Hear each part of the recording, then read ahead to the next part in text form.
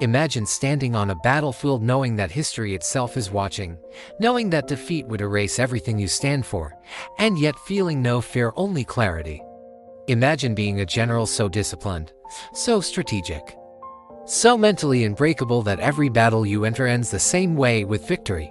Not once, not occasionally, but every single time.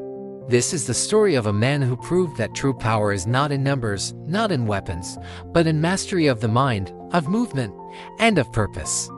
He did not begin as a legend. He began as a man surrounded by chaos. The world he lived in was brutal, unforgiving, and ruled by strength alone.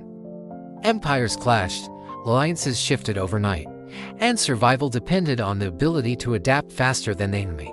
Many commanders relied on tradition, repeating the same formations, the same tactics, the same predictable thinking. And they fell one by one because predictability is the greatest weakness in war and in life. General understood something most never did: the battlefield is not just terrain, it is psychology. Before a single sword was raised, before a single command was shouted, he was already fighting in his mind. He studied people the way others studied maps. He observed patterns, habits, fear responses, and arrogance. He knew that most enemies did not lose because they were weaker, but because they believed they were stronger, and belief without preparation is fatal. When he took command of his first army, he did not promise comfort. He did not promise ease. He promised truth. He told his soldiers that victory would demand discipline when they were tired, patience when they were afraid, and obedience when doubt whispered louder than reason. He trained them not just to fight, but to think. He taught them that chaos favors the prepared mind, and that flexibility is deadlier than brute force. The first major battle tested everything. The enemy outnumbered them. Their weapons were superior. Their confidence was unshakable. Many commanders would have retreated. Some would have charged blindly. He did neither. He waited. He allowed the enemy to believe they were in control. And then, at the precise moment when arrogance peaked and vigilance dropped, he struck not with force, but with surprise. He moved where they thought movement was impossible. He attacked where they believed they were safe. By the time they understood what was happening, the battle was already over. That victory was not luck. It was a message. Word spread quickly. Armies began to fear not his size, but his unpredictability. They feared facing a man who could read their intentions before they acted. A man who could turn retreat into ambush, weakness into bait, and disadvantage into dominance. Every battle added to his legend, but he never allowed victory to inflate his ego. The moment arrogance enters leadership, defeat follows. He remained a student of war, constantly learning, refining, evolving. What made him truly extraordinary was not that he never lost, but that he never became complacent. After every victory, he asked himself what could have gone wrong. He analyzed his own decisions more harshly than any critic ever could. He believed that survival depended on humility, the humility to admit that the next enemy could be smarter, faster, and more dangerous. And so he prepared as if defeat was always possible, even when history said otherwise. There were moments when everything seemed lost. Battles where the terrain betrayed him, where supplies ran low, where exhaustion threatened to break morale. In those moments, lesser leaders panicked. He did not. He understood that fear spreads faster than fire, and a leader's calm can extinguish it.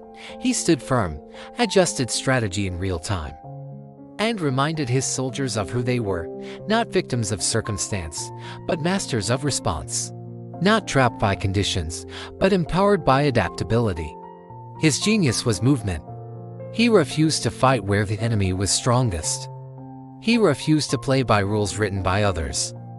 When surrounded, he did not see a trap, he saw multiple exits. When chased, he turned pursuit into vulnerability. When underestimated, he used it as a weapon. His enemies prepared for battles that never came because he fought wars in ways they could not imagine. But perhaps the most powerful lesson from his life is this: despite never losing a battle, he did not measure success by victory alone. He understood that legacy is not built on titles or trophies, but on purpose. He fought with conviction, not ego. When the time came for others to lead, he stepped aside without resentment. To him, true strength was knowing when to advance and when to withdraw. True leadership was serving the mission, not the self. And this is where his story becomes your story, because the battlefield has changed, but the principles have not. Today, the battles are internal: fear of failure, fear of judgment, fear of starting, fear of being seen. Many people lose before they even begin because they fight life without strategy. They react instead of preparing. They charge emotionally instead of thinking tactically. They repeat the same mistakes and call it fate. But you do not have to live that way.